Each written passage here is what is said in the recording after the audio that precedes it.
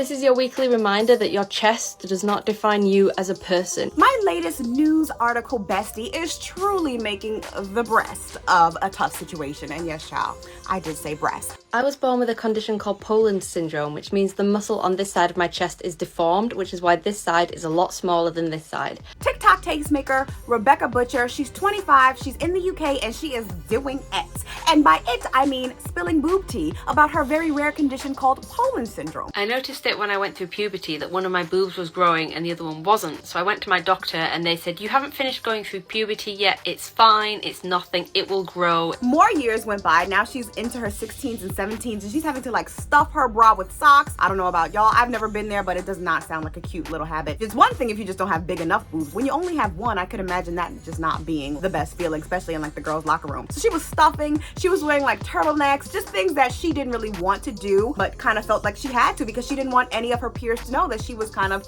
underdeveloped on her left side. So I went onto the internet and I googled one boob, which I wouldn't recommend doing because there were some weird things that came up. And I suggest do not Google one boob. Pinky, promise me, posse, don't Google it, okay? It's too much. Nonetheless, after she got through all the freaky deakiness of what online had to say about the one boob saga, she found the term Poland syndrome. So I went back to my doctor and I said, I think this is what I have. And she said, I have no idea what this is. As I was walking out of the room, walking down the corridor to leave with my mum, another nurse came down the corridor and she saw my chest and she said, oh my God, Poland syndrome. I've seen that before. What happens is the chest wall, it does not fully develop. A lot of times with women, when that chest wall isn't fully developed, the breast tissue really does not form. Therefore, her breast really didn't form. They just kept diagnosing me and undiagnosing me and diagnosing me again. So I just gave up.